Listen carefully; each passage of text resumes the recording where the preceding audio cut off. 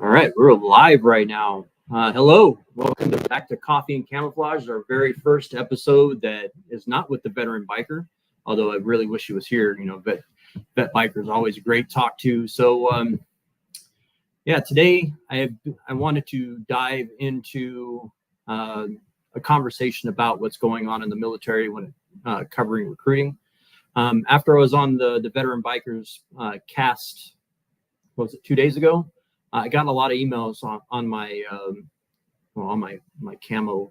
coffee and camo email asking about actual state of recruiting in ROTC and in the Army. So I was like, all right, well, I have an on-campus recruiter with me right now, so I might as well bring him on and talk about it. As you can see from the thumbnail, I'm going to bring on Sergeant First Class Dudley. He's our on-campus recruiter. He's with the Kansas National Guard, so he has a very unique perspective on how recruiting is, because that's what he does for a living right now. So let me bring him on. Let me introduce him. 1 second. Let's add him to the stage. Look at that. Sergeant Dudley, how are you? I'm good. How are you? I'm fantastic. I want to say thank you for coming on and being my very second guest. We're going to get through this together. So it might be awkward for a few seconds, but that's all right. We know each other, so we're just going to have a conversation. The first thing I want to do really is I want to congratulate you. You got promoted to Sergeant First Class yesterday, so congratulations on that, man. How does that feel from waiting for so long? I mean, we can say that I've waited forever. I've only been in 9 years, so I guess it's pretty quick. It's definitely different. Being a senior non-commissioned officer has its perks, but it also more responsibility. And I just hope that I can live up that rank itself. Well, I think you can. Just from knowing you, I think you can. You're going to do well. I promise you. Also, you got your recruiter badge yesterday. Was it the master? Yep. That was the master badge. So yeah, 2 years, completed mission, and then you'll earn your master badge. So I feel like I've done pretty well. Obviously finishing early both years. But obviously it's recruiting. You're going to have bad years. You're going to have good years. So I've been very fortunate to have 2 really good years, and let's hope we can keep that going. Barely missed Rookie of the Year last year, huh? Yeah, that one still kind of irks me a little bit, but it is what it is. In the famous words of Master Sergeant Todd, Rookie of the Year doesn't make you a good recruiter. Look at him. He's an E8, and he said he didn't get any of those accolades, but I think he's probably one of the best individuals, NCOs that I've ever been under. So I'll take that, and I'll go with it how he said. Nice. So also, you made mission already this year. When does your mission end normally? So obviously, the fiscal year is October for the military. And then so we signed our mission letter. It was a week before October 1st. So like September, whatever, that last weekend, we had our banquet. And so that's officially when we sign our mission letter. October 1 it starts. So I have until obviously October 1 again to complete that whole fiscal year mission. And I was missioned out at 13 this year. I'm at 12. Got a few more in the chute that are probably going to drop here soon. So yeah, I was finished in April and have just the last couple bit of months to put in extra if I so choose, or make mission go fishing, like they like to say. I mean, who wouldn't want a job like that? You do your job, halfway through the year, you're done. You're like, oh man, let's just go and fish. That would be super awesome. Yeah, I can't complain. To be honest with you, everyone says recruiting is stressful, and it is in itself. Having that number over your head, you've got to sit there and prioritize what is important. So, late hours, extracurricular events, but if you get a good funnel and you continue to do what you're taught, it's really not that bad. And yeah, if you finish in April, May, you have all summer to go to military schools if you want, or take those family vacations, or just come into work for 2 hours and be like, hey, I'm just going to go home. So I really can't complain. It's a lot different than when I was on active duty, that's for sure. We'll talk about that in a minute. What if, just thinking about it right now, I didn't even let you introduce yourself and tell us a little bit about yourself so we know who Bryan Dudley is. We just straight jumped into talking about recruiting. So tell us a little bit about yourself. Yeah. So, Bryan Dudley, I'm 33 years old. I've been in the military 9 years. I joined back in November of 2014, went to basic training. January 2015, I turned 24 in basic training. So that was pretty fun. Wow. Yep. Did that. Before that, I graduated high school in 2009. Went to Washburn University for my first year and a half. I was on a baseball scholarship. I found out real quick that college is a different ballgame than high school. Went through a little adversity there. Failed 3 out of 4 classes, I think, that I was taking. Academic eligible to play baseball. So really hit the books hard. I kind of use that in my recruiting pitches now for college kids, but finished my 4 years of college playing baseball. Unfortunately, I do not have my bachelor's degree. I'm like 5 classes away. So that's what I'm currently trying to finish up. But yeah, joined the military, did active duty for 7 years. Fort Campbell was my first duty station. Re-enlisted after those 4 years to come to Fort Riley, Kansas, to be closer to my kid. Enjoyed every bit of active duty. 2 deployments, multiple field exercises. Then had the opportunity to come to the National Guard. We can get into that story in itself. But yeah, came to the Guard, been in the Guard for going on 2 years now, been a recruiter. So the myth of you can't go active duty to AGR, well, I'm living proof that you can. It is possible. So yeah, been doing AGR recruiting for the last 2 years. Like I said, finally got promoted. So what else? I'm married. I have 3 kids, 2 daughters and a stepson. Tyler is 11 going on 12. July 17th is his birthday. So he's about to turn 12. Happy birthday soon. Yep. Got a 7-year-old daughter, Jacelyn, and then a 2-year-old Addison. Obviously, I'm my beautiful wife, Danielle. She's my rock. She's my supporter. Loves to give me a hard time. But, yeah, that's a little bit about me in a nutshell. So nice. So you played baseball. What did you do in baseball? What was your position? So I was a pitcher. Yeah, I'm left-handed, so that's kind of my ticket to the college ranks was you can pitch pretty well. If I was a little bit taller, I might not be in the military. So yeah, I enjoyed it a lot. Yeah, my son Lawrence is an aspiring pitcher, and he actually had a game last night where he did pitch, which was awesome.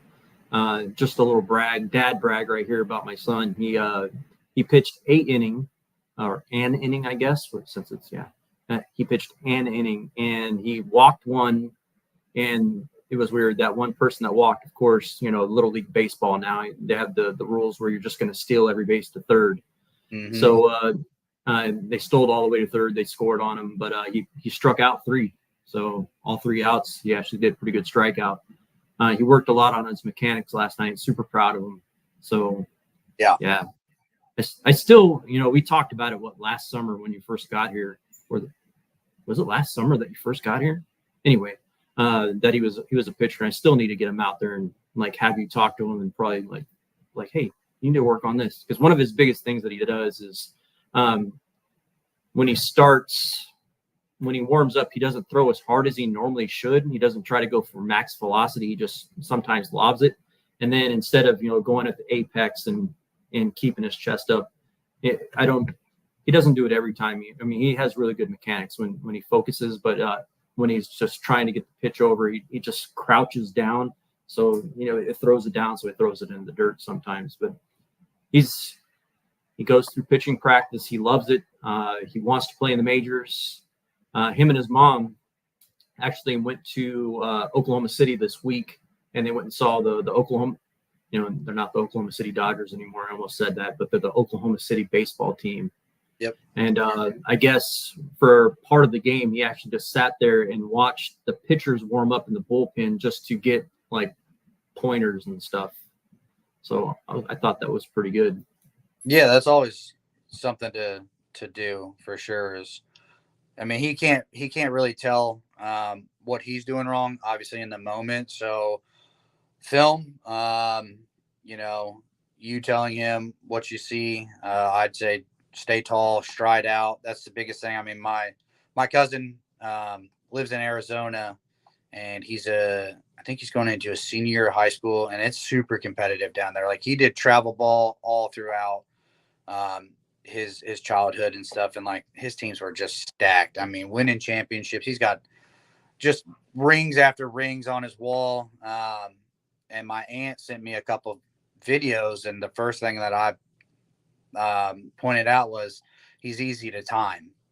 Just his looks, his delivery to the plate. I could time it to about 2 or 3 Mississippi every time. And I called him and I told him, and he's like, "Really? I'm that noticeable?" I'm like, "Yeah." I'm like, if I can see it in a 30-second video, what do you think an opposing team or opposing hitters are going to do? Because they see you throughout the school year. They've got you down to where, they're just going to time you. And then I was like, you tell your curveball, off speed. I can tell when you're doing it. So just little things like that in the moment, either my cousin or your son doesn't really think about it, and you've picked up on it, somebody else is already going to pick up on that. And so just letting them know, just so they're aware of it, definitely helps them out. So, yeah. It's crazy to think about. And, my wife's always told me, like, when he's at pitching, or if he's out doing something, to actually videotape him. She actually says it a lot more too when he's in the gym, because he started going to the gym with me back in November. And, for a 14-year-old kid, the kid can squat 315 pounds. It's like, holy crap, dude, I'm 45 and I can't even squat 315 pounds right now, mostly because I'm old and broken, and I don't really want to put that much weight on my back, but he can do it. And sometimes I'm like, dude, your form sucks. And, my wife, Karina, she's always like, have you videotaped him to show him what's going on? And I'm like, no. And that old adage, you should really just sit there and listen to your wife and do what your wife says, because she's normally right 900% of the time. Maybe I should actually start doing that and freaking in videotaping him. Oh, I agree. Yeah, because when I go to the gym with my brother, and it's hilarious, is both my brothers we look nothing alike.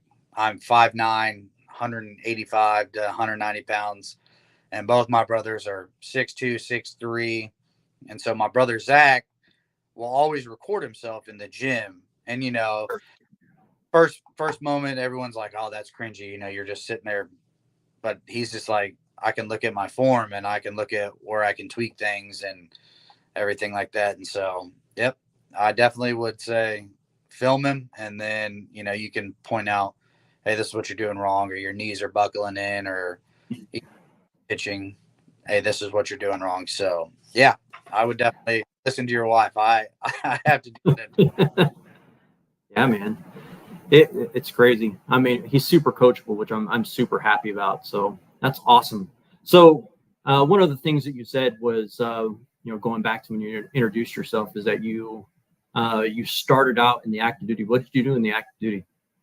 Yeah, so I enlisted as a 19 Delta Cavalry Scout. I know when I told my recruiter, I went in there and I was like, hey, I just don't want to be a desk person or a bullet catcher. And funny story is, my brother Zach was actually the one that convinced me to join the military.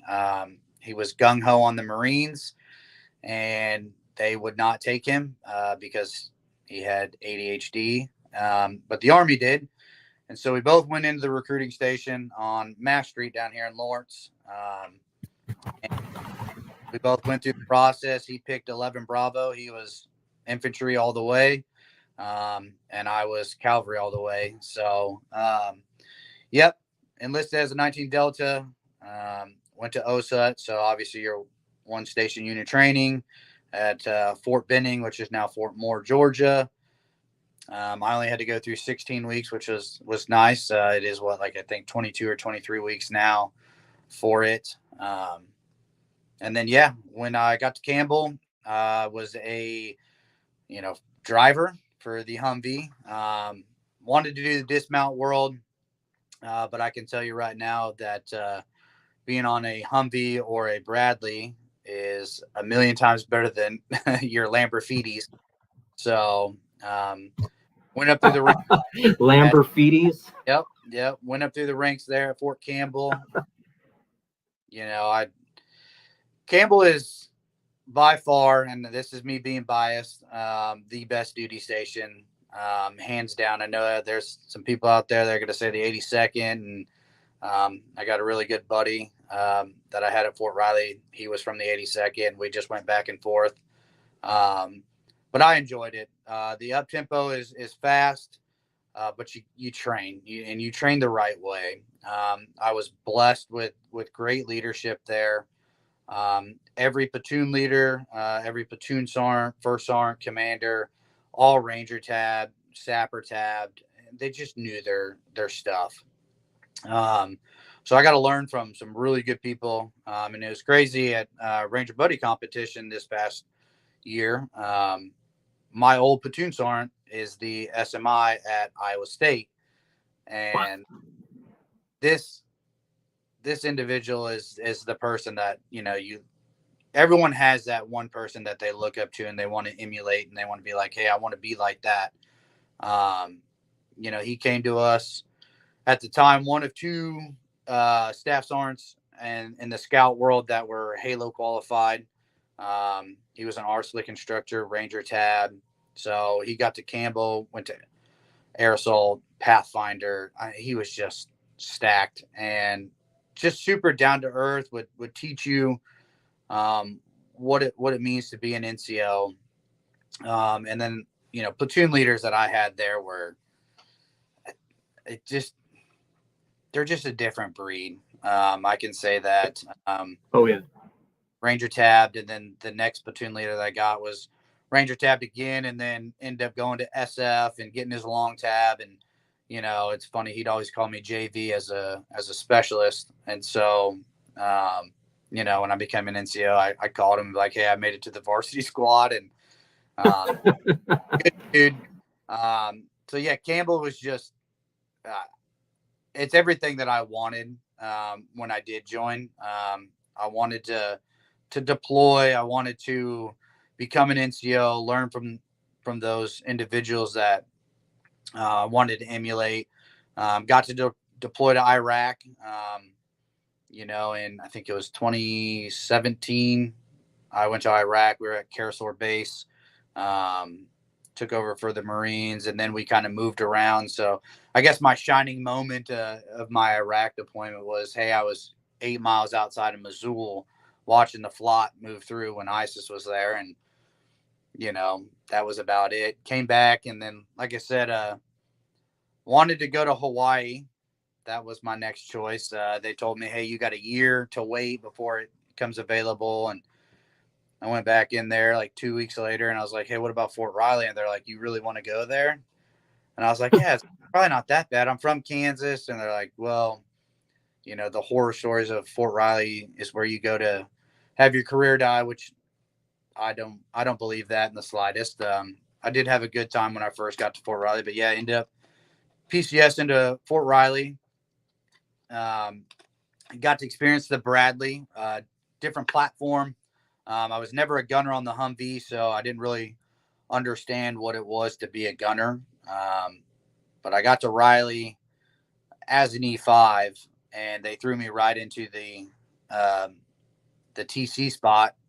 And I think I shot a gunnery 2 months into being at Riley, and somehow got and this is crazy on a gunnery. We shot 10 out of 10, but did not get distinguished just because of the score. So we got superior. Crazy. And then so it just good spots there. And then, like I said, Campbell and then Riley, and then National Guard. Great. So what's the difference between a Bradley gunner and a freaking Humvee gunner besides the weapon system, of course? I mean, but yeah, obviously the platforms are different, but you got stabilized and unstabilized platforms. So obviously your Humvees, you're shooting the 50 cal, the 240, and it's all unstabilized. So as you're moving, when you're offensive engagements and stuff, your gunner is really controlling that weapon system. On the Bradley, it's all stabilized. So you could be moving down the road, going over bumps and stuff, and that crosshair is going to stay on that target as long as the gunner's got the Cadillacs engaged. It's just a very good platform. Obviously, in gunnery, they try to throw different scenarios at you. So you'll shoot an unstabilized platform or a man engagement, stuff like that. I will say that the Bradley is it's fun. A gunnery is fun. You're shooting big bullets. Everyone once or twice will get to shoot the 240 and the 50. I mean, we do it in basic training and stuff like that. But if you're not on a heavy unit or mechanized, what they call it, you're never going to shoot the AP rounds, the HE rounds. You shoot distinguished, you get to go shoot a tow missile. Granted, every time I've shot a tow missile, it has been a disappointment because they don't fly very far. You get the ones that are just not good. But I mean, it's an experience in itself being able to do. Yeah, I never got up I wasn't one of those, well, when I was in the Navy, I shot the 50 cal off the side of the ship just because, they were shooting the 50 cal and I was like, oh man, that looks awesome. But I was never one of them when I joined the Army. I was never one of those lieutenants that was always, I don't know. I was never one that always wanted to get up and shoot the weapons. And it wasn't because I was lazy or anything like that. I just wanted the soldiers to actually get the hands-on experience more than me to get in there and be like, I need to fire some rounds downrange too. I mean, I did every once in a while just because I had to. But most of the time I was like, you guys are going to be the ones up in the turret. You get up and you shoot. So I really didn't get to experience a whole bunch of it. I always wanted to shoot the Mark 19 that I never got to shoot. I really wanted to shoot that. But the Modus, such a sweet weapon. That's the great thing about, at least in the scout world, is your lieutenants are in the gunnery itself. So obviously you'll have vehicle commander engagements. So like our commander, the battalion commander, or squadron commander. I'm saying battalion now because I'm on the dark side, but your squadron commander and all that, they all go shoot. So, and then live fire exercises, when you go to NTC or JRTC, stuff like that, shooting your CalFexes, it's actually, it's a pain in the ass to prep for it. But when you're actually doing it, and you can actually watch not just your platoon, but also your troop, and then obviously the squadron do a CalFex itself, that live fire. It's fun. That's really why I joined, is the patriotism, and my family has served, but doing stuff like that was what I wanted to do. Like I said, I didn't want to sit behind a desk, and again, this is me being biased. I think I picked the best job in the Army, and anyone can say that, like, oh, my job was the best, but and I'm very mindful of it. I'm very much about talking a lot of crap to other MO, especially, hey, I can do infantry stuff, I can do Fister stuff, I do it all. So yeah, that's being a scout is hands down, I think, the best job. So we have a person named William Tyre. I'm hoping I say that right. Drafted. He was drafted into Vietnam, 60, 70, signed with the Republic of Korea 9th Infantry, the White Horse Division up in northern South Korea, if you want to call it. That's freaking awesome. I had one of my coworkers at Providence College, Gary Fortunato, passed away a couple of years ago in 2020, I think it was, a few years ago. He was drafted. He's a Vietnam vet that was drafted, and I always love hearing his stories because after he got drafted, he was just like, I didn't want to be in the Army. And next thing you know, he retired as a command sergeant major, and he just made a career out of it. And he was like seriously a cadet whisperer, because he did 30 years in the Army, and then he got out and he did another 20 plus years, I think it was, in ROTC as an instructor. And they called him the cadet whisperer, the dragon. And I just can't imagine being drafted, being told that you had to come into the military, falling in love with it after being forced to do something like that, which is awesome. And then, finally, I mean, I don't want to say he retired because he passed away while he was still working. But after 50 years of service, just doing that. So hats off to all the Vietnam vets out there. If you were drafted, I'm, so much respect for you. I mean, it's awesome. I appreciate you guys tuning in and listening as well. And he put in here that he was a squad leader, 3-man crew for forward observer. So, he's seen some stuff and he's been involved in some stuff, man. So yeah, kudos and thank you for being here, William. Yeah, man. So recruiting, one of the biggest questions that's always been in my my inbox since I started the channel, because I talked about recruiting with the Veteran Biker, and then I think I've been on the Veteran Biker show twice, and both times I've talked about recruiting a little bit. So I know this is your bread and butter. And with the thumbnail, I put on, I put you in there with, is it a blood sport? And then I honestly sometimes think it is, because all the other services are actually competing with each other.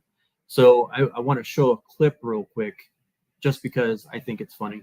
And to me, it just it really shows what it's like to be in recruiting right now. So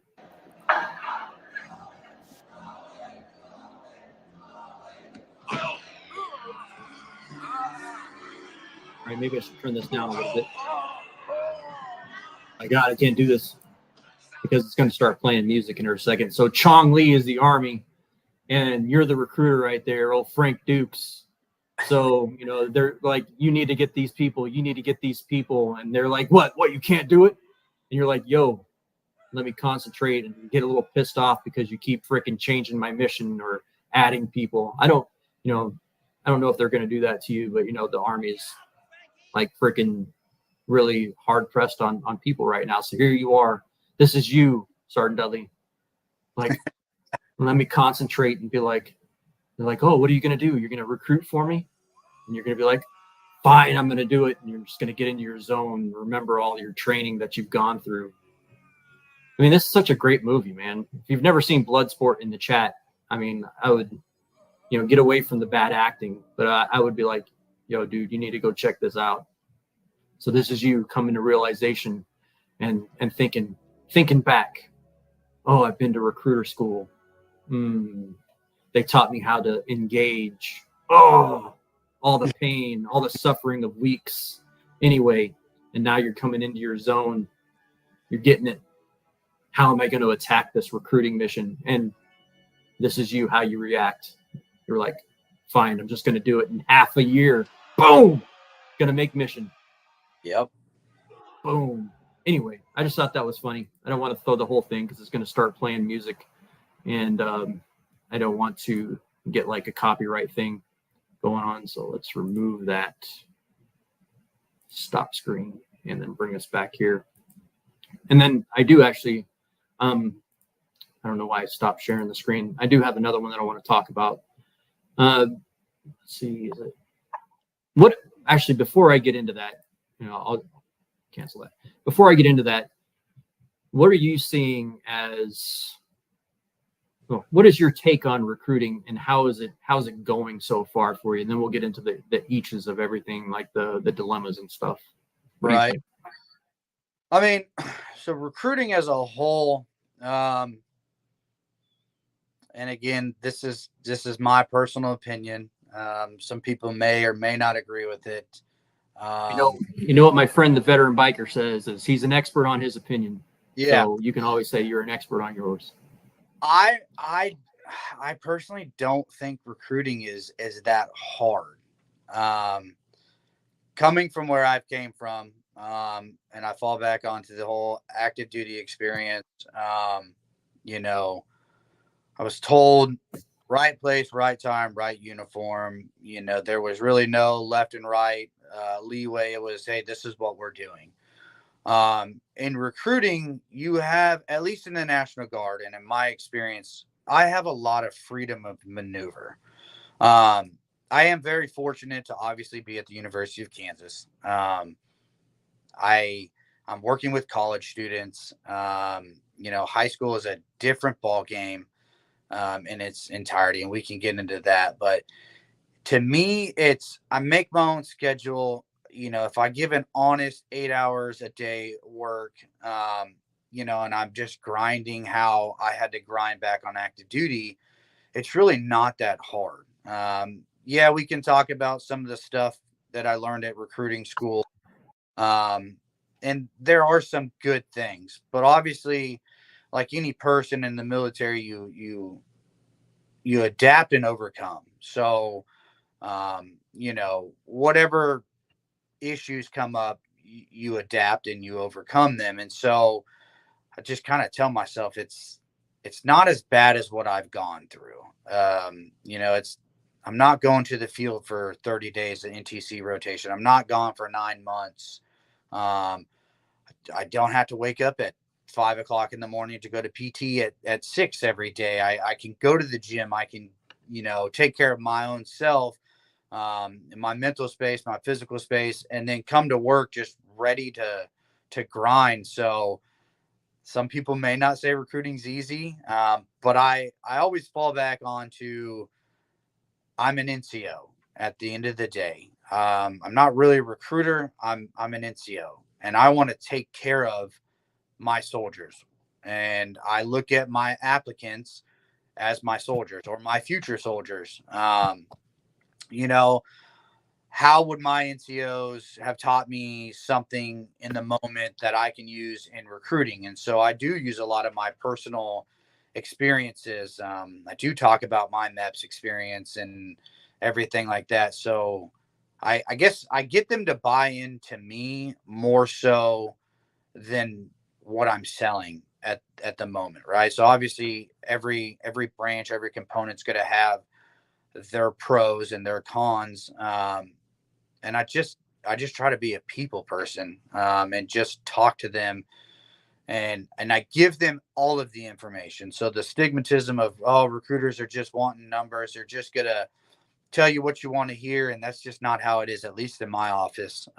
It's very open, very upfront, and my recruiter is a Master Sergeant up at Fort Riley. I still talk to her to this day.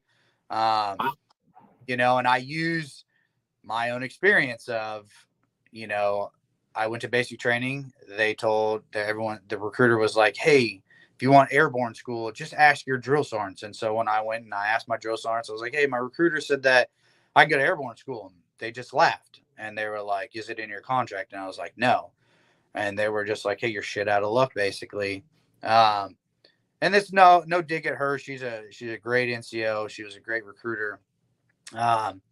Even better Master Sergeant now. But I kind of talked shit to her, and I was like, oh, you lied to me. You didn't tell me everything. And she was like, well, you didn't ask all the questions. And so at some 18-year-old, 19-year-old kid, you're going to ask the questions. So I try to just ask the questions for them. Hey, have you thought of this? And so it's very much, we talk about every single thing. And so it's just, when you're talking to somebody and they buy into you, there's really no stigmatism of, I'm not going to tell you everything. I'm very upfront. And so I just falls back onto, I don't think it is as hard as some people make it out to be. It's, again, going back to adapting and overcoming the discrepancies that you find, but it's not that hard to me. Yeah. I mean, I'm in the same boat with trying to recruit with the ROTC. I mean, I bring you into a lot of my stuff if I don't know the answer, because I don't want to feed them BS and be like, hey, dude, this is what's going to happen. I want to get it straight from the horse's mouth and be like, hey, this is what needs to happen. But yeah, I don't find it hard I just find the hardest part about it is getting people for me, just for ROTC, is just getting people into a college course when they have such a stigma about the Army, because everybody thinks when they think about the Army or anything like that is they actually just see boot camp, because it's the only thing that's ever on movies, and then all they see is war movies. So the only thing they ever see is boot camp and war. So how is that shaping their views on everything? People don't want to do either one of those. Yep. And it's hard to convey to say, hey, when you come into ROTC, you're not going to boot camp. You're coming to you're coming to a college course. And look at that, the veteran biker actually commented on here. What's up, Ben? Thanks for tuning in, man. I appreciate you, and thanks for everything. Yeah, so I don't know if it's really hard. The hardest part is, I don't know, it's just getting people to sit down and actually listen and dig through the stigmas that have been laid out just by media and years and years and years of BS from the media and everything else. So when you're out recruiting, I know you do a great job, because you have a full office all the time. A lot of people will call and they'll be like, hey, I talked to Sergeant Dudley. He said this. I'm like, yeah, that's completely true. Oh man, I'm glad he's building the trust with them. But what are some of the things that are hindering you right now as a National Guard recruiter, or just an Army recruiter in general? So I mean, some of the things that hinder me, and this is, it all boils down to policy and who's in command and all that good stuff. But obviously MHS Genesis is the biggest thing right now. Oh yes, I have an article about that I can pull up for you if you want to look at it. Yeah, they hammered us with that. Because obviously back in the day, I mean, like I said, I joined 9 years ago, and again, I tell every applicant, if any bigwigs are listening, cover your ears. But I didn't tell MEPS everything. I went in there and I broke my collarbone the first practice of my senior year for football season. I had my wisdom teeth out, tubes in my ears, stuff like that. And I went in there, and what MEPS doesn't know, MEPS doesn't know. There was nothing that they could pull and say, hey, this is what we found.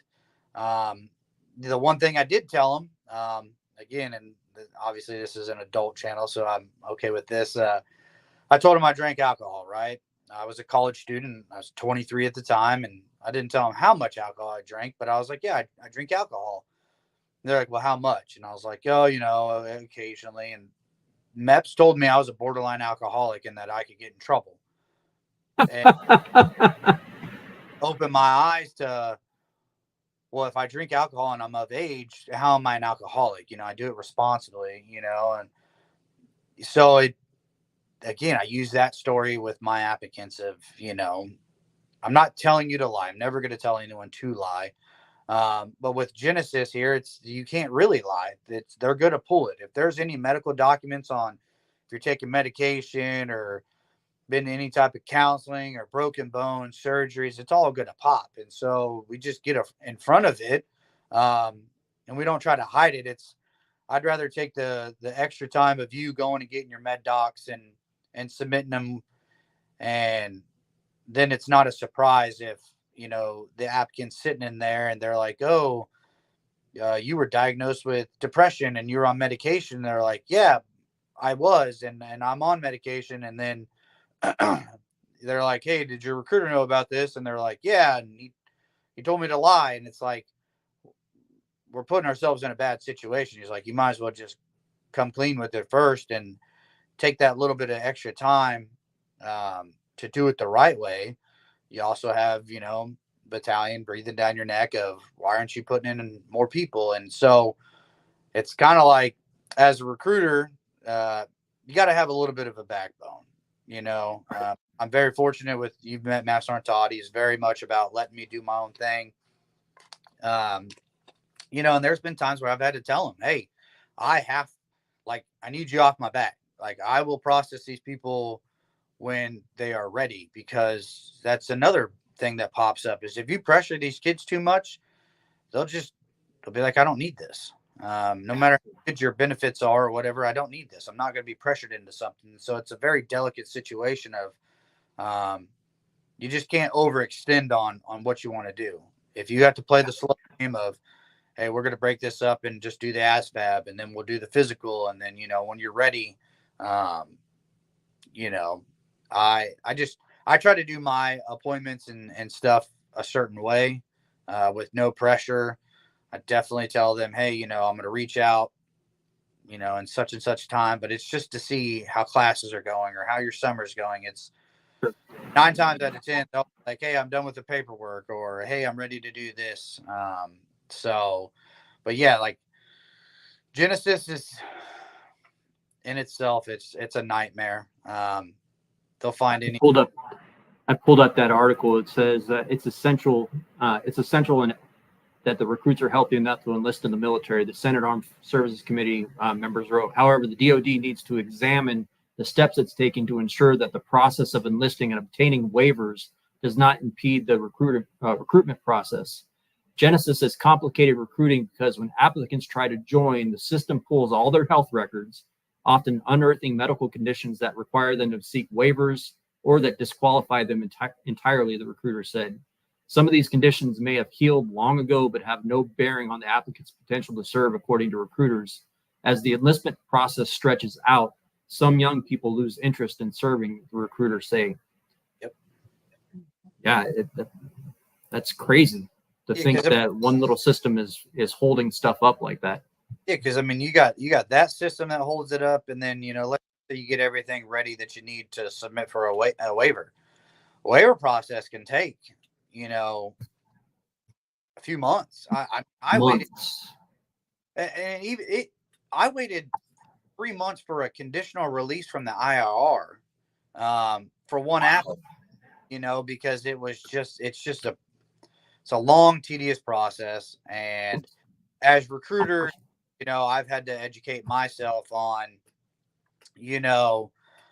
the ins and outs of waivers and the ins and outs of, the process length. And, because we can shoot ourselves in the foot and submit the wrong forms, or, you don't check this right box. And so, I mean, with my conditional release, I submitted the form wrong, and I had waited a month for that. And then they came back and said, oh, this isn't done right, resubmit it.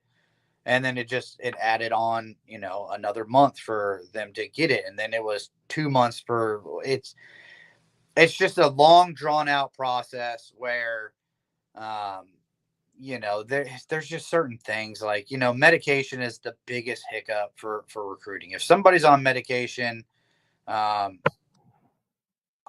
feel like they need to look at it like, okay, this person during COVID was depressed because they never got to go have their high school graduation or play sports, and they were on depression medication for 2 months, right?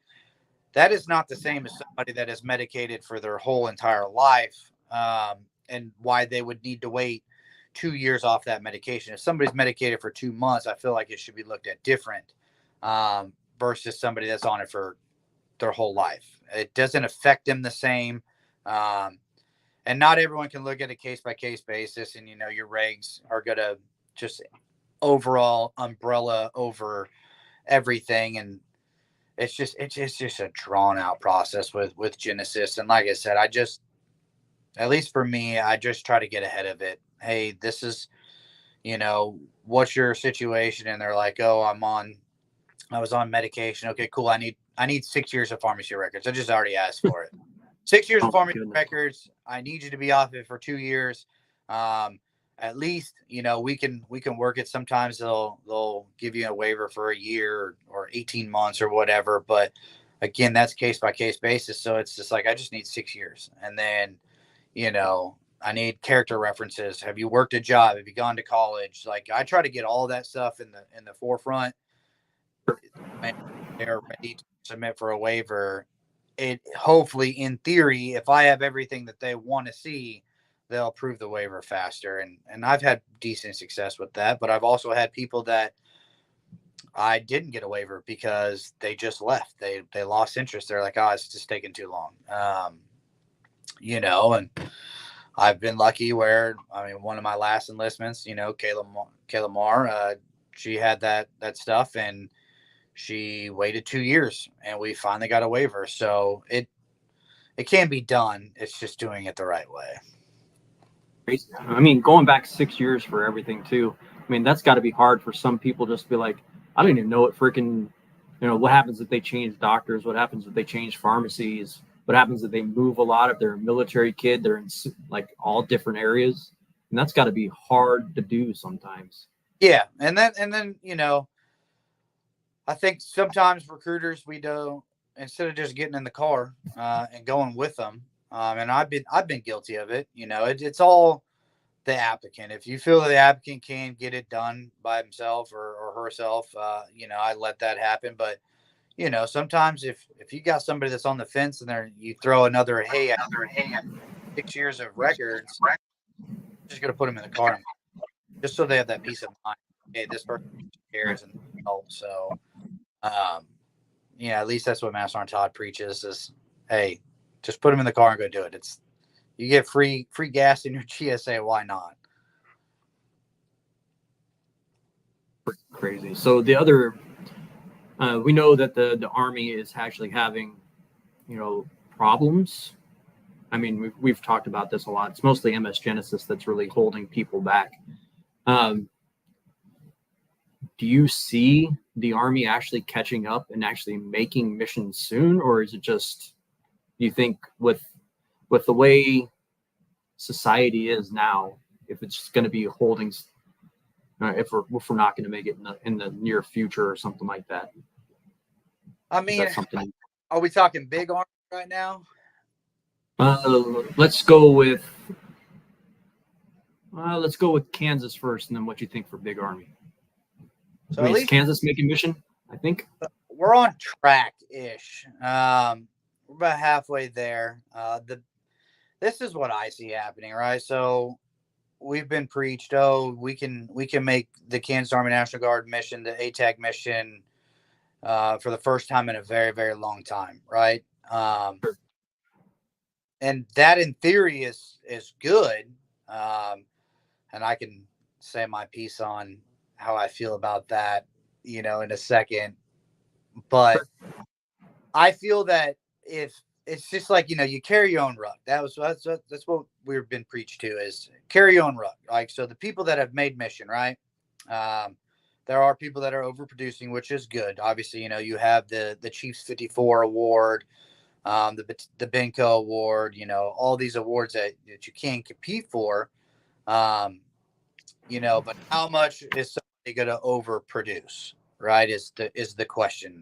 I go through that turmoil every day. Do I want to overproduce for maybe a battalion that I don't agree with on everything, or do I want to try to shoot for the ATAG mission? Is my area mission for Master Sergeant Todd more important than, the ATAG's mission? So every recruiter is going to go through that, but once those top performers stop producing, do you think that the people that are brand new or struggling or not in a great area, like a rural area that maybe isn't getting enough people out of it, are those people going to be able to pick up the slack and finish that whole Kansas mission?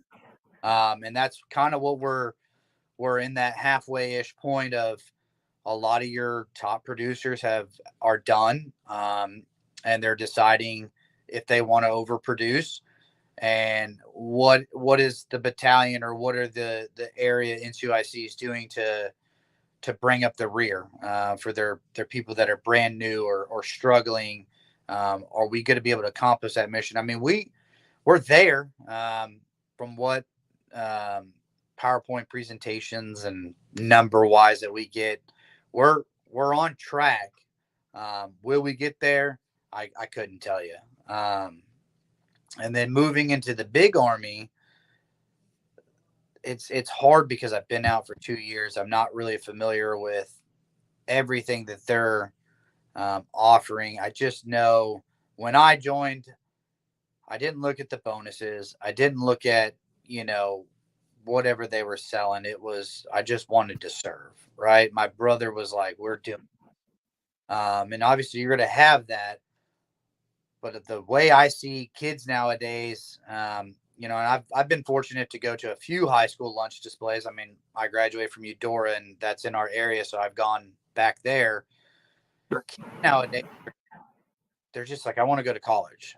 Okay, well, how are you going to pay for college? You know, and obviously the guard, that's the biggest selling point is, well, you get 100% tuition and fees up to KU's rate if you join the guard and you are a part-time service member. So 1 week in a month, you have the opportunity to go to college. And it falls back onto my personal experience when a kid goes, I want to go active duty, but I want to go to college. I'm going to tell you, good luck with that. I wish you the best. But I did active duty for 7 years and didn't go to a single college course because I had no time. You know, obviously it's going to be different for MOSs and duty stations, stuff like that. But combat MOSs, that's your job. That's your life. And college is very hard. I'm not going to insult any officers, but, you know, I've had a lot of officers say, oh, it can be done. Well, yeah, well, you're an officer. You have a little bit more freedom and maneuver to do that. You know, if you're a private first class and, you know, you got motor pool Mondays and then Tuesdays you're prepping for the field. And then, you know, Wednesday you're doing PCCs, PCIs. And then Thursday you're in the field and you're in the field for 2 weeks. When are you going to go to college? You know, so if the big Army wants to stay competitive, I don't know how they can if the generation now is solely focused on college. You know, when I have applicants that are at KU and come in here and they're like, I don't want to miss any college. Basic training, like you said, and we say, okay, well, you know, you do ROTC, you don't have to go to basic training. Big Army can't offer that. You know, they're saying, hey, you have to go to basic training, AIT, and then go to college, and you can use your GI Bill and all this other stuff. But if you're going active duty, you're going to a duty station. You're not going to college, you know. And then you obviously have the reserves, and I'm not dogging on the reserves because I never dog on anything, but they try to sit there and say, oh, we have the S&P benefits just like the guard. And I've asked them, okay, well, explain it to me, and they can't. I'm like, okay, but you have to make them go to basic training AIT when we don't. And then also, you know, you're only giving them $4,000 for federal tuition assistance. You can't pay for a semester at KU with $4,000. So if their target market audience is college students, because, you know, I've had way better success where they don't struggle on the ASVAB. They already know what they want to do. They know what they're studying. They have goals. They have, hey, this is my 3-year plan, my 5-year plan, my 10-year plan. Okay, well, I can maneuver. Hey, how does the guard fit in that, and how it can help you? But as an active duty recruiter, and I've had buddies that are active duty recruiters. One that's coming from South Carolina here, and I talk to him almost daily. You know, it's, hey, this is what you have to do. You have to go to training. You get $4,000. That's it. And the reserves are the same way because they're federally funded. That just, I think that's the biggest hiccup for the big Army. You know, and then going down to the smaller level, recruiters in the big Army, they're voluntold. You know, you have people that will be like, hey, I want to do it. But I think it's like 9 out of 10 times or something like that, they're voluntold. So what person wants to leave his line unit as a, you know, senior scout or, you know, the team leader, squad leader, and say, I have to go recruit people into the Army, and I'm told I have to put 2 a month. They don't get a mission. You know, like I don't have the stress of being told you have to put 1 or 2 a month in. I have to put 13 total in, where I can maneuver. Okay, maybe I have a bad month, because you're going to go through that, where I don't put a single person in, but the month before I put in 2. Okay, well, that other 1 kind of covers my bad month.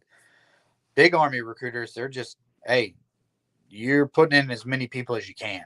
So I definitely see that as a hiccup for them, because my buddy is like, hey, I don't like the putting in 2 a month, and, you know, when I put in my number that they want, they still expect me to put in more.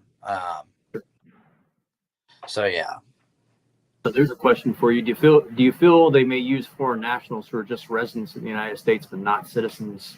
I'm thinking, since we're talking recruiting, do you think they're going to allow foreign nationals or non-U.S. citizens or residents to become soldiers? So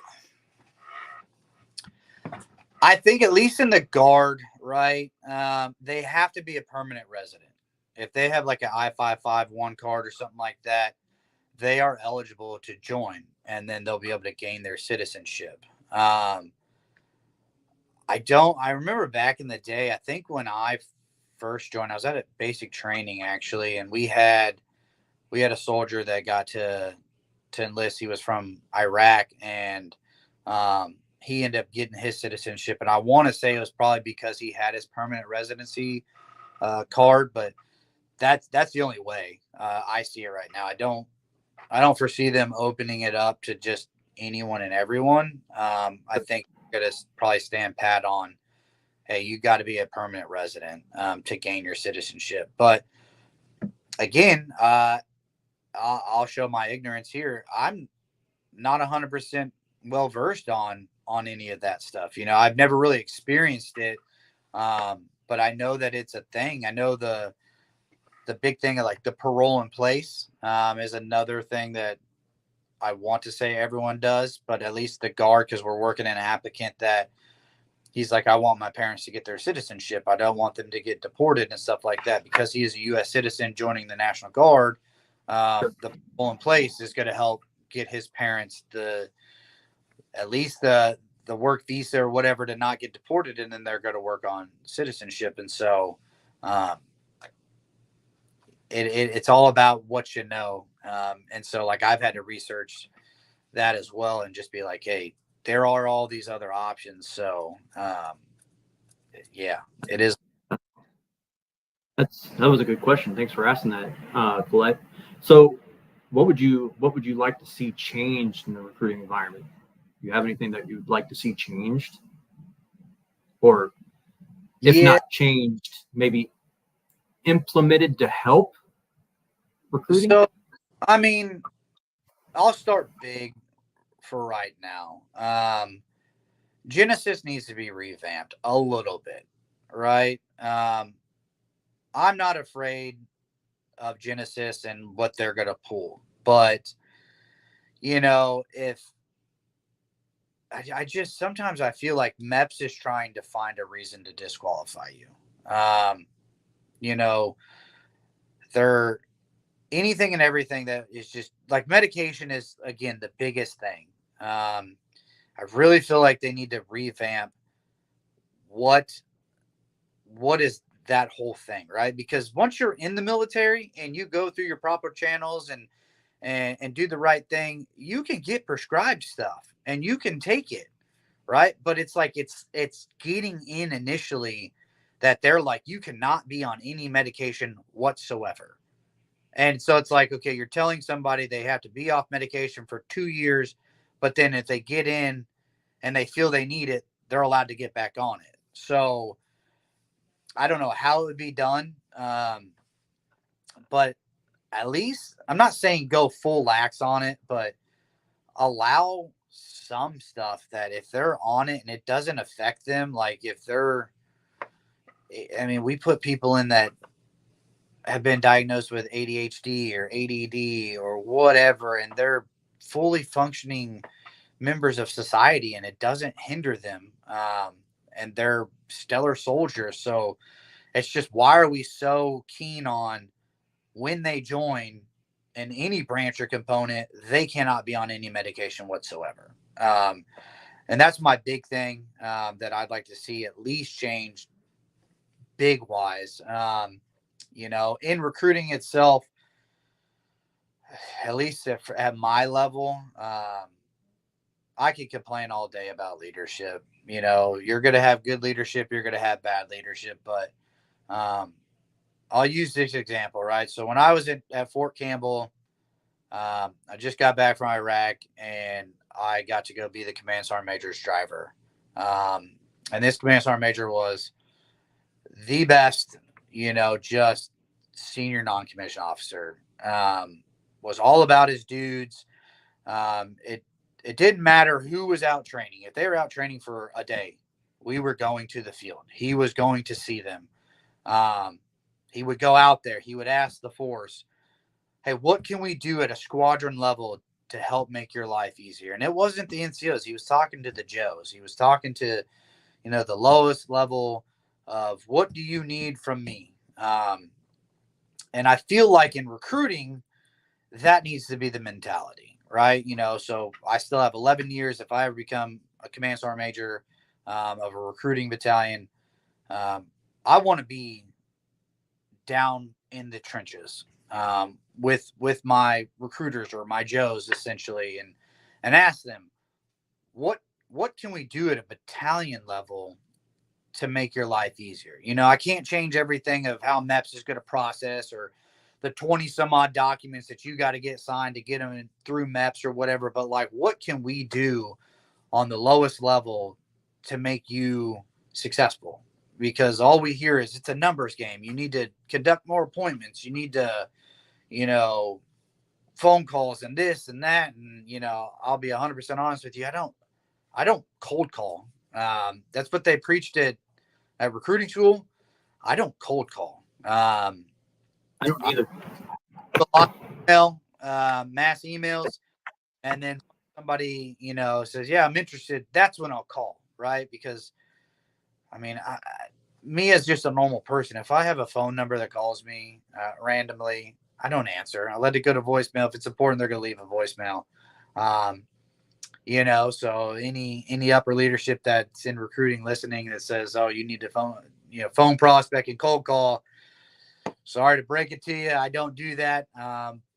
It doesn't work for me. It may work for somebody else. I feel like when they're in the office is where you're going to get them. But yeah, going back to just battalion level, obviously every battalion commander and battalion command sergeant major are going to implement how they think recruiting should go. But it's kind of like, and I use this analogy, and I got brother-in-laws that were retired command sergeant majors. I tell them, you lose where you came from. Some people forget where they came from. They forget that they were a team leader or a squad leader or a platoon leader, a commander, where your soldiers were your main thing, right? You wanted to shield them from all the bullshit. You wanted to make their life easier because the well-oiled machine of if your Joes are working for you, then you're going to accomplish the mission. And then your battalion commander, your squadron commander is going to be off your back, right?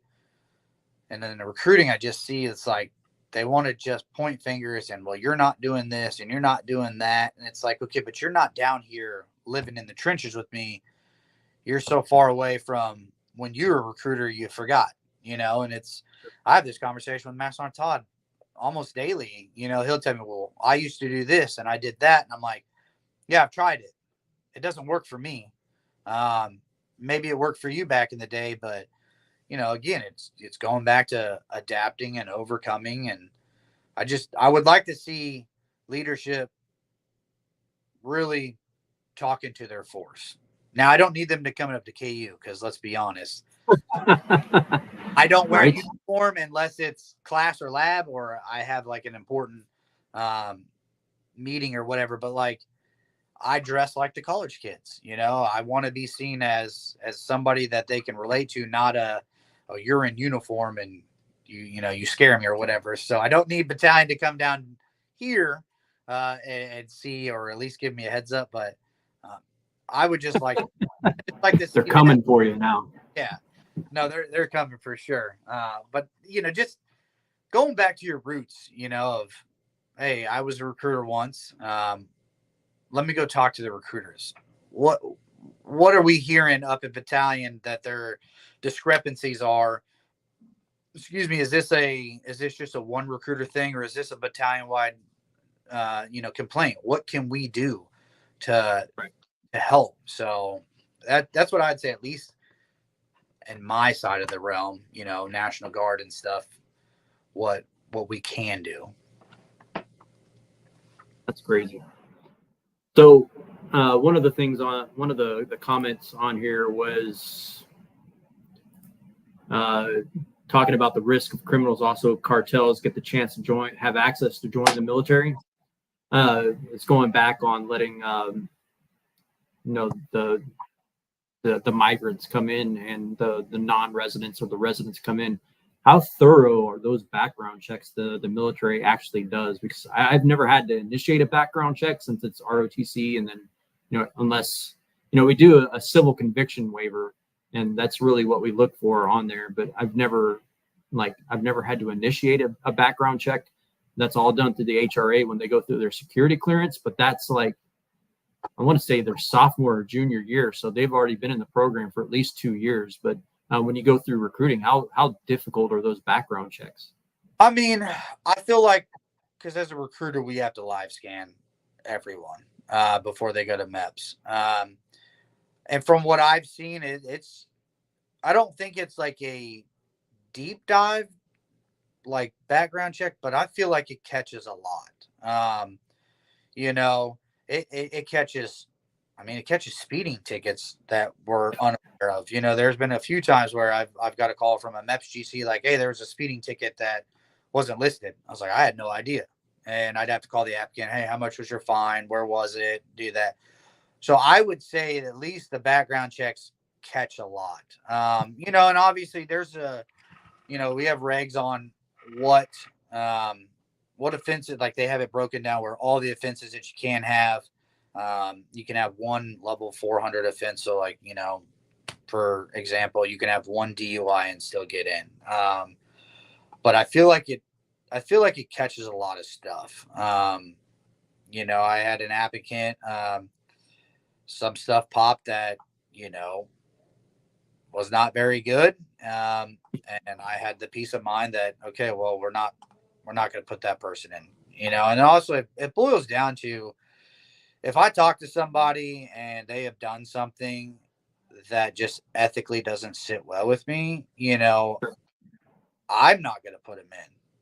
Now, if he wants to go to another recruiter and they want to, that's them. But, I try again in my appointments of, hey, let's talk about everything. We're going to have the hard conversations. I'm, EOL, so equal opportunity. And so I fall back onto that training of I just want you to have the hard conversation. If you feel like there is something you've done in your past that will come up or, hinder you from joining, we're going to have that conversation. Then I'm just going to be real with you of hey, yeah, we can get a waiver for it and we can work it, or, hey, it's just not going to happen. So, the hardest one for me is when they come in after they have an RE code and they're like an RE code of 3, and it's like, dude, I know I can't get a waiver for that. It's like, those are hard conversations with me. So yeah, and that sometimes I just feel like I've seen it, and again, no disrespect, but the Marines, they hit you with a lot of these codes that for some reason just doesn't make sense. I don't know what it is. Obviously, off the top of my head, I couldn't tell you what the code was, but I think we were working somebody that had a code from the Marines that we had to do some wiggling to get a waiver. I talked to one cap he got discharged from the Air Force, and they coded him where he could never join again. And obviously, you have to dig a little bit. Some of these kids won't tell you exactly what it was, and I'm not going to always side with the applicant and be like, oh, that component just tried to screw you. No, I want to know what it really was, because there's probably a reason. But yeah, I've seen it to where some of these codes they can't come back in, and it's, hey, I appreciate you coming in, but there's nothing I can do for you. So the question here is, we can post it to chat too. So what do you think about this question, chat? How do you feel about conscription or bringing the draft back? Ooh. I know it's a hard one, right? Yeah, so it's hard. The draft, obviously, and I may be super uneducated on this. I know my grandpa was drafted to Vietnam as well. should we bring the draft back? I really think we need to bring it back if recruiting numbers are super abysmal and there's a world war that has to happen and we're fighting on multiple fronts to where we can't support ourselves with the current military that we have. Agree. If we need over 1 million man fighting force to do something, which you probably would need for if God forbid China or something pops off and they have the 1 billion man army. I don't know if that's 100% accurate that it's a 1 billion man army, but it's probably pretty close. But 1 million service members versus 1 billion is not going to work. But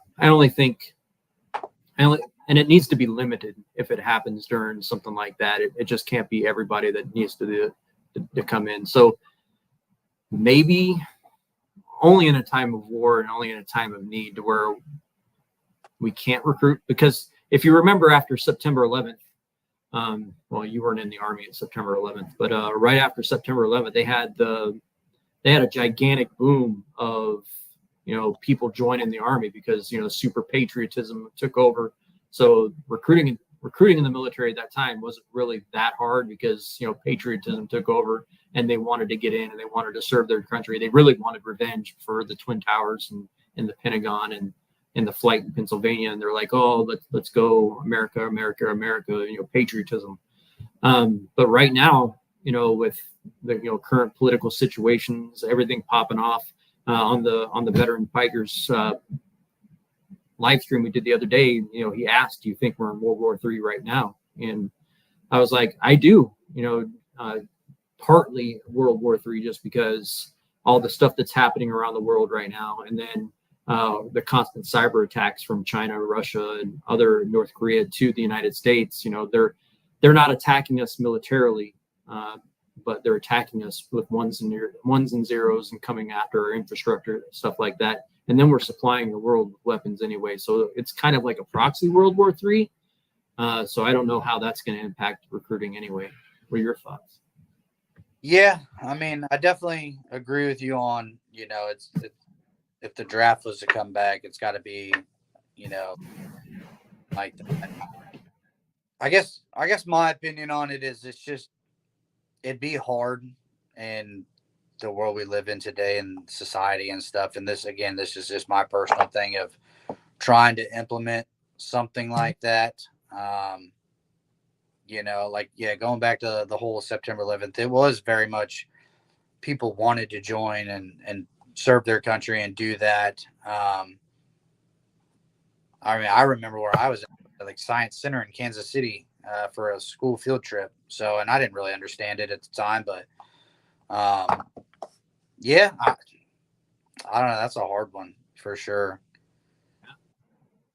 Yeah, definitely hard, but this is a great question. It just takes you back to really think about it, and then today's youth. I mean, instant gratification. You're going to make rank in the military. Let me back up. When I went through the RU course last week, the number one hindrance or the number one reason that we were told that like students aren't joining the military or kids aren't joining the military anymore is they don't want to put their life on hold. And I can see that in one way, and then I can see it on your way is, you don't have to put your life on hold coming into the National Guard because you can do the Army part-time and then pursue whatever you want in your regular life. And then all you have to do is 1 week in a month to 2 weeks a year when you go to 18.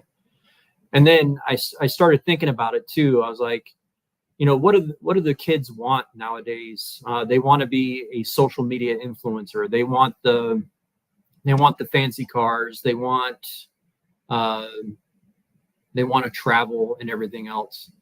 So after I sat down and thought about it, I was like, well, one of the good ways to probably sell the Army to the new generation is you're going to make a good salary when you get in. I mean, it's not going to be the best, but say you came in to be an officer, you went through ROTC. I'm just going to talk ROTC because it's been since 2005 since I was enlisted, and I can't really talk the enlisted portion when it comes to pay and everything else, because I don't know it. I'm too far removed, and I don't want to sound like an expert in something I'm not.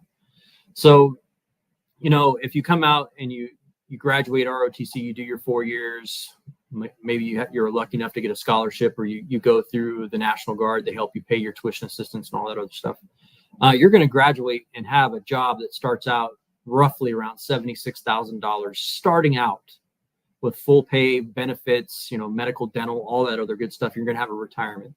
So that's why you see all these lieutenants and everything else out there. What's the one thing they always do? They all go out and buy that fancy car. So, they're right. Privates do it too. And they're like, oh man, I have all this money so I can actually get this thing.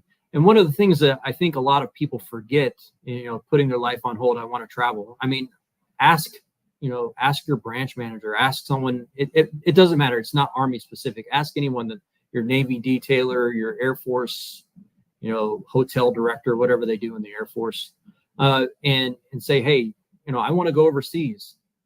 Get stationed in Germany. You're right in Central Europe. I mean, how much traveling can you do and do that? So I think it might just be a messaging thing, trying to get at the heart of their wants. Mm-hmm. I don't know. I mean, in the 80s, they had Be All You Can Be. We do more things before 9 a.m. And now they brought Be All You Can Be back. It's the Army story is more than just boot camp and deployments. I mean, you go to boot camp, you go to training, and the next thing you know, you have a job, and you have really, unless something's happening, you have a 9 to 5 job. I don't know how to explain that to people more. I mean, you've been to school for it, so. Yeah. No, I agree with you on that. The catchphrase, "Be all you can be," finally, we got to stick with something. I mean, I don't even know if there's anything for the Guard. I think live here, serve here, or something like that. But I think that's what it is. And it goes back, and I'll tie it into recruiting really quick. Is when we go to events and stuff, what's the first thing somebody goes and looks at? 9 times out of 10, it's the Marines, right? They have the slogan. They have, the few, the proud, the Marines. Like, they have great dress, like it catches people's eye, but, when, like you said, boiling down to trying to convey, like, hey, if you become an officer, or even if you go enlisted in the active duty world, like, you do get to travel. Yeah, may have points, but like my second deployment was to Poland. I was there for a month, and then I went to Hungary.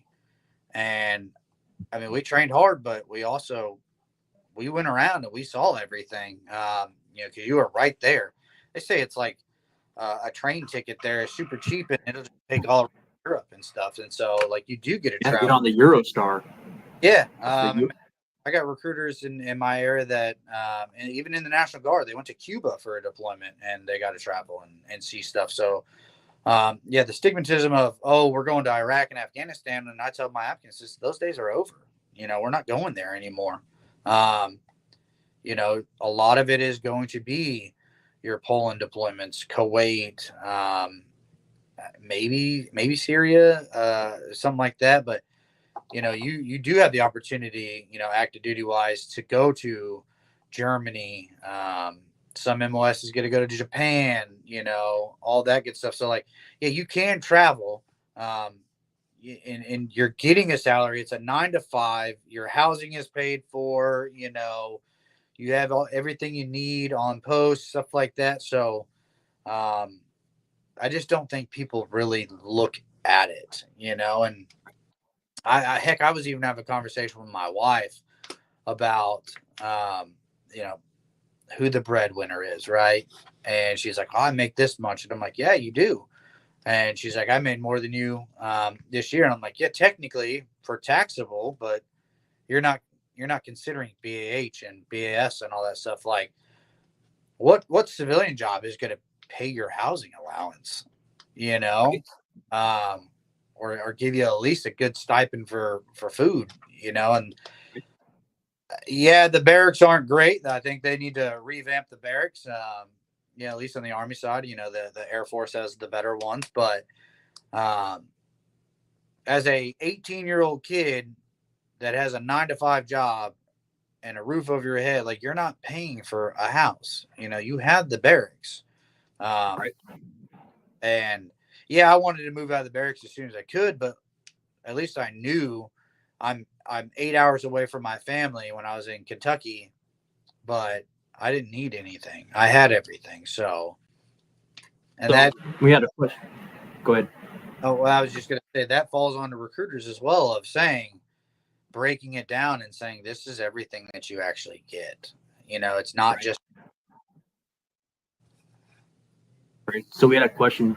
So did the implement, I don't know the answer to this because, again, I've been out of the Army enough. Did the implementation of pregnant women to be on the front line, did they implement the pregnant women to be on the front lines? I remember in 2022, the policy was planned by Barney. Want confirmation if it's a joke. So did you ever hear anything about pregnant women being on the front lines? No, I never did. Yeah, obviously, they go on profile and stuff like that. So, yeah, no, I never saw pregnant female. Yeah, I know they don't have to do. I know they don't have to deploy if they're pregnant, and then they get a whole bunch of. They get like a 9 months or a little bit longer than 9 months. Maybe it's a whole year to recover after being pregnant to get back into the height weight standards. Yeah, they definitely vamp that. Yeah, we have a cadre member here who just had a baby last year or something, and she wasn't allowed to go to the field. She wasn't allowed to do PT. She wasn't allowed to do anything. She just had her time to do her maternity stuff. And then, she was just came to work 9 to 5 and did what she had to do to get back in. Definitely a win on that part. Even like paternity leave for fathers. That was a big thing. Obviously, I only got I think it was 11 days. And I'll use me as an example. Like my first daughter, I was in Iraq, so I didn't even come home and I didn't even take any leave. Right. We just had. How do you feel about that? How do I feel about that? Yeah. I mean, I made the choice because I was so close to being done. I didn't want to leave my guys. Looking back on it, yeah, I probably should have came home and I should have been there. My daughter does ask, "Where were you at?" And I've had to explain. But I was very adamant on my second child, and that's kind of what led me to get out of active duty. Was I knew my wife was going to be high risk anyway. And, she was getting platelet injections and steroids, twice a week. And I told my platoon sergeant, I was like, hey, my wife's going to be high risk. I'm asking to stay. Cause I extended to go on the second Poland deployment. And I was like, hey, all I want is, to just stay here for the birth. I won't even take, because that's when they said you can have 21 days of leave. I was like, I don't even need the 21 days. Just let me be here for a week or two after, make sure she's situated, and I'll come deploy and I'll be there, and I'll be the senior scout for you and all that stuff. A few months went by and didn't hear anything, and come to find out, I used the commander's open door policy, and I was just like, hey, are you tracking that my wife's pregnant? She's high risk. I want to stay. And he's like, I haven't heard anything. It's like, oh, cool. Well, as soon as we found out, I told, my chain of command. So it ended up getting all the way up to the, oh Lord, what is it? Squadron. And then I guess in the scout world, a squadron, battalion, division, or whatever. It got up to the battalion command sergeant major, that I wasn't, that my situation, it just so happened that my brother-in-law was very good friends with him and made a phone call. And then the surgeon general at the Fort Riley Hospital was talking to the nurses and stuff, about my wife, and made a call and was like, yeah, no, he's not going to go. And so I ended up deciding, hey, I'm just going to ETS because of my leadership and how they handled that. When it came to soldiers and their, spouses having, children and stuff like that. Because I was just very adamant. I was like, I'm not missing the birth of my second child because this may be my last one. And they're like, oh, well, you can pay for a ticket home. So I'm not spending $2,000 to fly home when I could just, she was born. We left in July and she was born in September. Like a few months, I didn't think was a huge deal. Like I understand, doing everything and deploying with the numbers and stuff like that. But sometimes there's more important things. Your soldier welfare and well-being should come first. Of, if you have a soldier that's having a child, they need to take care of that. So like when they revamped it and said, you get 3 months as the father, and then like you said, it's 9 months or a year or whatever for female service members. I think that's a win, because they shouldn't be held accountable for that. So Agreed. So do you have, and you've been recruiting for 2 years now, do you have a super win for a recruit, someone that you thought wasn't going to, I don't know how to say it. I don't want to say I thought it was going to be a dud, but it actually turned into be a stud? You have any of those? Oh, you're old dud to stud. You don't have to name names, but I'm saying, do you have a story like that? Like, oh man, I don't know if you're really going to do, and then boom, next thing you know, he's Sergeant Major of the Army. I guess I could use, or she. I guess I have a few that I could put in there. I guess my most memorable, like, kind of just turning into a stud, was I enlisted this kid, and it took me a few months to get him because he was very adamant about the stigmatism of, like, if I don't get everything right, like, they're going to just put me wherever. So I worked him for about 2-3 months. And he was like, hey, I want to go warrant officer. And I knew the whole street to seat active duty was a thing. And I was told in the guard, no, that's not a thing. We can't do that. And I fought back and was like, yeah, we can. And so before I ever processed him, I was like, hey, we're going to do the SIF test. You're going to do the flight physical. We're going to do it all in one fell swoop. And I was like, but you have to go to basic. You have to go to officer candidate school. You have to, graduate that and commission, and then flight boards and stuff like that. And he did everything right. And he's in flight school right now. And then I think my second enlistment was a kid that, was in high school, kind of came in, didn't really know what he wanted to do, had no idea. You're kind of like, man, this is just a number, I guess.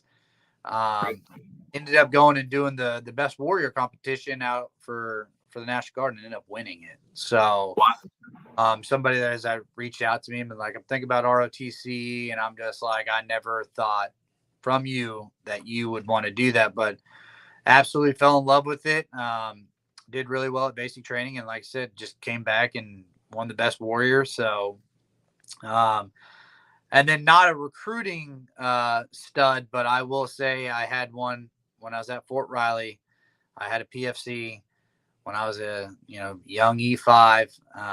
We went round and round. One time I was smoking the whole formation because they decided to take their full breakfast chow, and I had told them, hey, you got to go shower, you got to get a quick bite to eat, come back, we got stuff to do. Well, they all took their hour and a half breakfast, and so I stayed there, and I took an hour and a half back from him.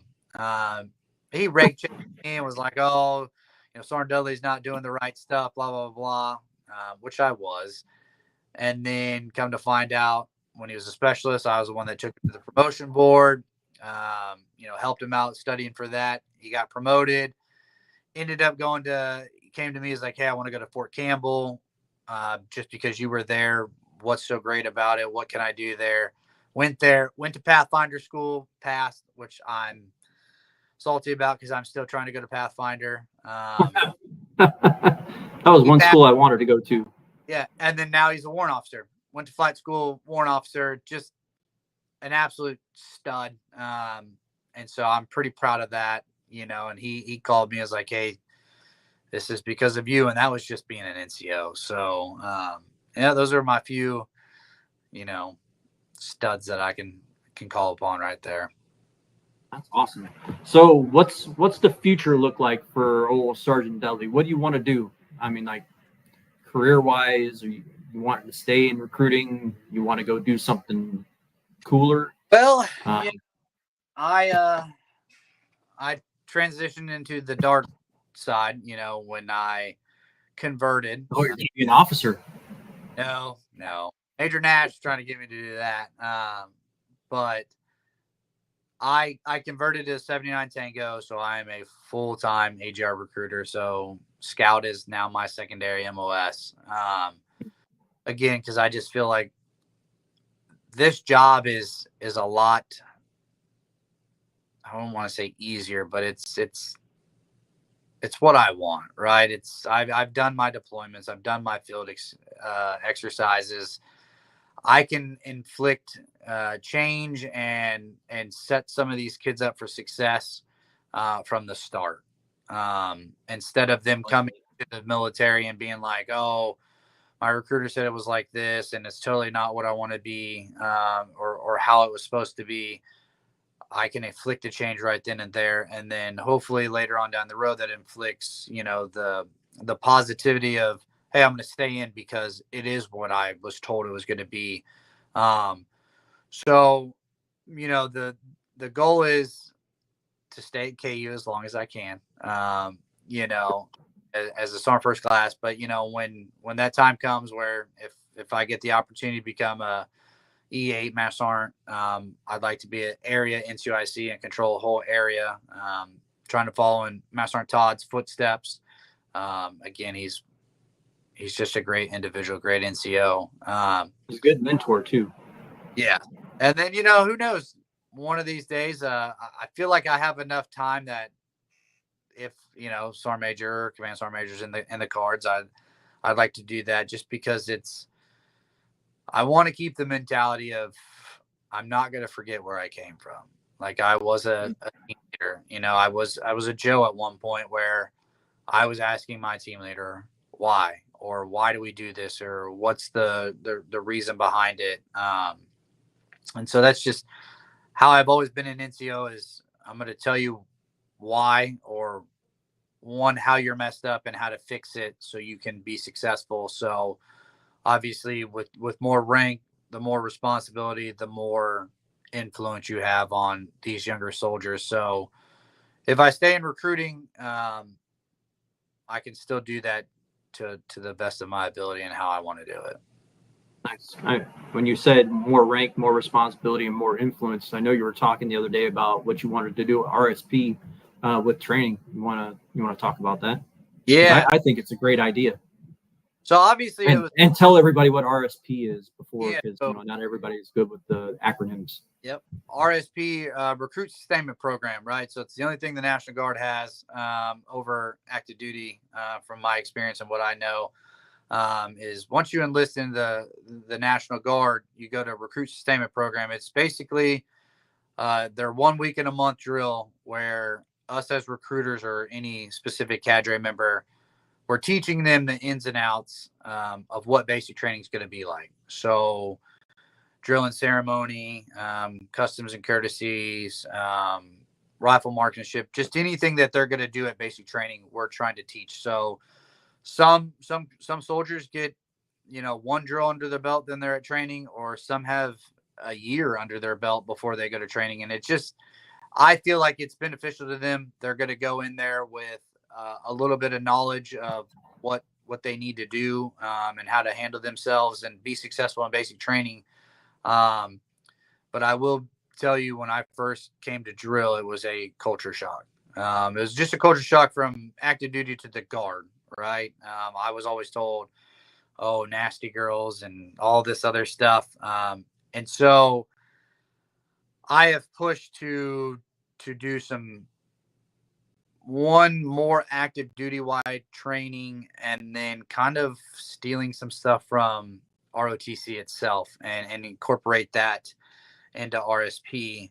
So my biggest thing is ACFT prep, PRT prep are are a necessity because you go to basic training, you're doing PT every day, right? So we have all these brand new soldiers coming in, have no idea what the prep drills are or how to do them, and I'm guilty of it.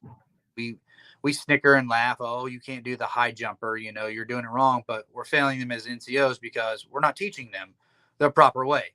So that needs to be a staple. Drill and ceremony needs to be a staple. We just need to get out and march because they're going to do that every day. We do have drill sergeants that are at RSP if they've gone through Drill Sergeant Academy, and we definitely need to use them more. But then like the classes, I just did a land nav class for our last drill. And we actually got to go out to Fort Leavenworth and get on the land nav course itself. And it wasn't oh my goodness, if you don't get 3 out of 4 points, you're a failure. You're getting in the woods and you're doing land nav. So, if we're not teaching them land nav, it is, I think, a perishable skill. Everyone should brush up on it. So land nav, combatives, just because me and Master Sergeant Todd are level 2 certified, we're trying to go level 3. I remember at basic training, we got an hour of combatives, and it was something that I wish we could have done more. So if I can do it at RSP, I'd like to do that. Rifle marksmanship, obviously the Army's implemented the new rifle qualification, and in my 2 years in the National Guard, we had never talked about it. I've asked people, hey, do you know what the new rifle qual is? And they're like, nope.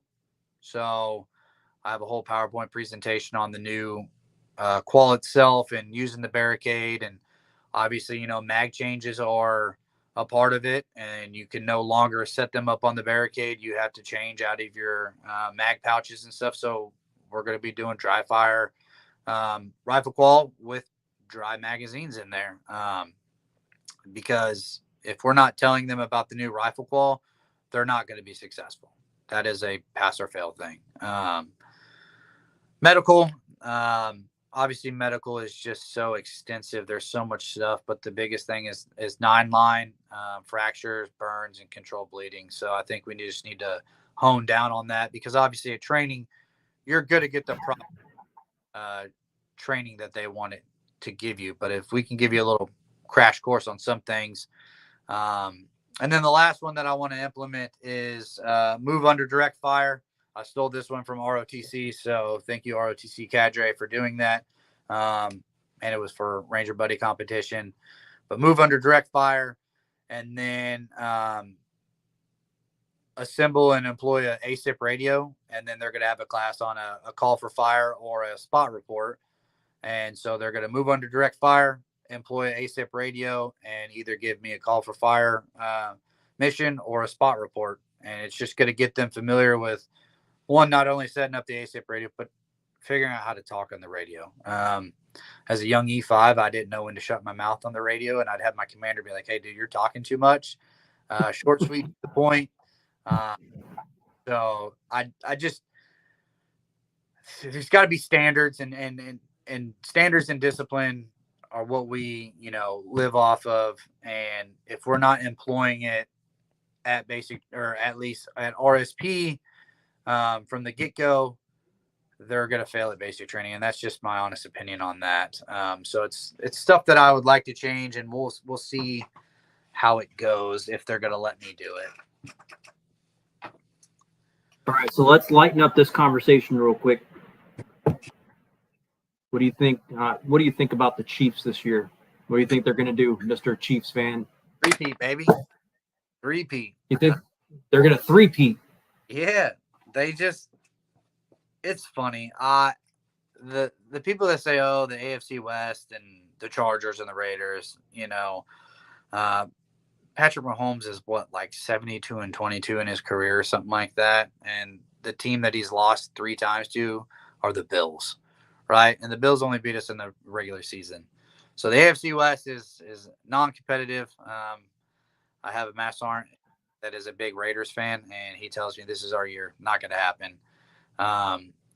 The year to beat the Chiefs was last year with the receiving core. But this year we reloaded on receiver. Obviously we'll see what happens with Rashee Rice, but I think they have the best shot to three-peat.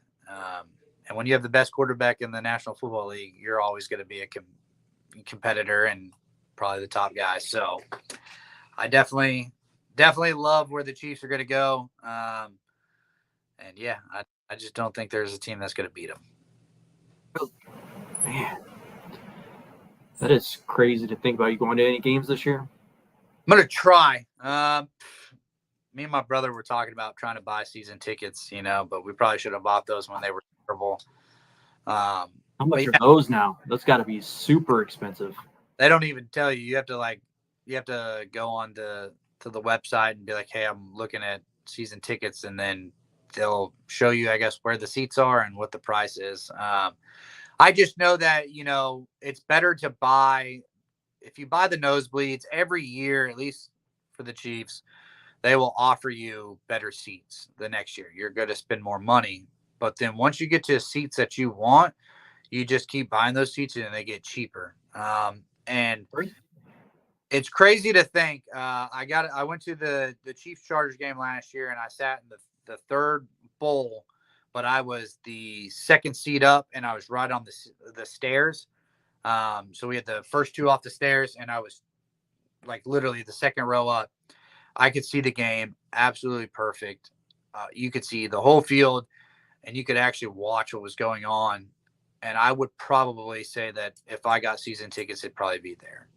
Yes, it'd be cool to really close.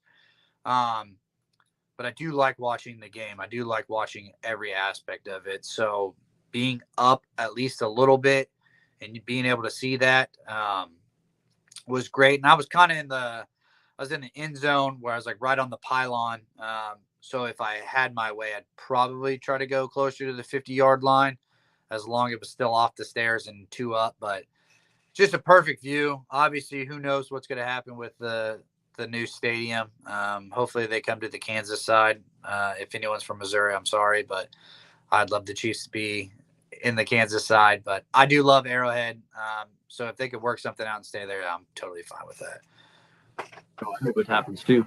One day I'm going to go see an NFL game. I've never gone to an NFL game, so it's on my bucket list. Worst, but it is. Maybe I'll go see him when the 49ers play him. Who knows? I mean, the only time you ever go to the Royals game is when they play the Dodgers. Right. Well, I can't really say that's true. It's kind of like that. So. Hey, but the Royals are doing really well too. They are. It's strange. Yeah, they're killing it. And then obviously we'll see what they do, because I mean, I think if the Royals went downtown, that'd be nice.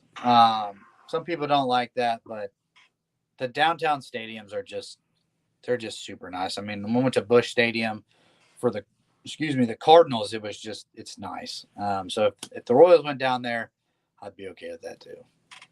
There you go. All right. So you have we've been going almost an hour and 45 minutes, man. Yeah. That is crazy. What a great conversation. A lot of great information about freaking recruiting, state of the Army. You have anything else you want to add? I would say that I love this job. It's a good job. So if anyone is ever interested in doing it, obviously, yeah, hit us up. But and I'm kind of biased towards ROTC as well, because I work here with you guys. It's just a great route. So for anyone that maybe have kids or want to do it themselves, just talk to the right people. They're going to steer you right. I've had a good 9 years in the Army. And I always told myself if I was going to be in 10, I was going to be in 20. I just re-enlisted for 6 years, so it's going to put me at 15 at the end of this contract. So I'll be doing my 20.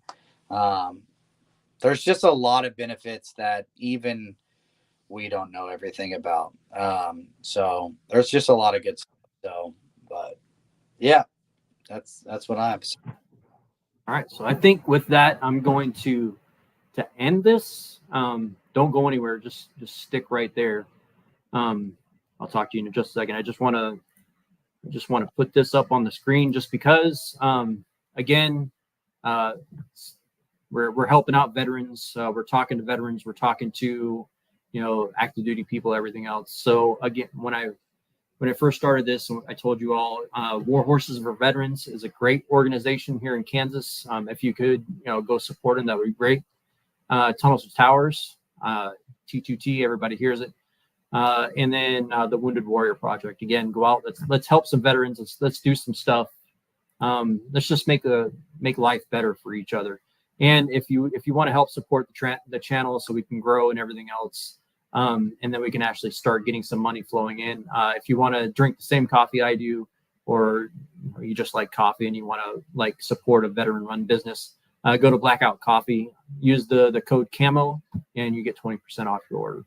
I appreciate it. Again, like and subscribe. Man, that's hard to say for me for some reason. Like and subscribe, and tell your friends and family about it.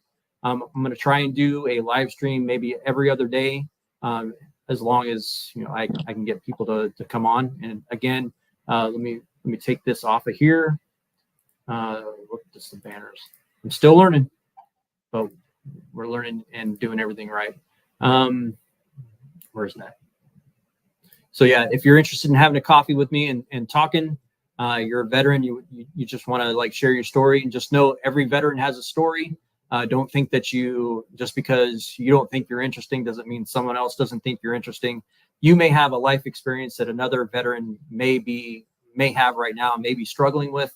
And if you talk through everything, maybe you can help someone out. Again, we're trying to help veterans out. If you own a business and you want to, and you support veterans and you offer jobs or you offer assistance or anything, let me know and we'll put it on there as well. So if you're interested in coming on having a conversation with me, just email me at coffee_camo@proton.me. I would give out my normal email, but I don't want everybody flood in my normal email. So I made that email just for the channel. So again, thank you everybody for coming. Like and subscribe, tell your friends and family, spread the word, and I will see you hopefully in a day or two. Take care. End stream.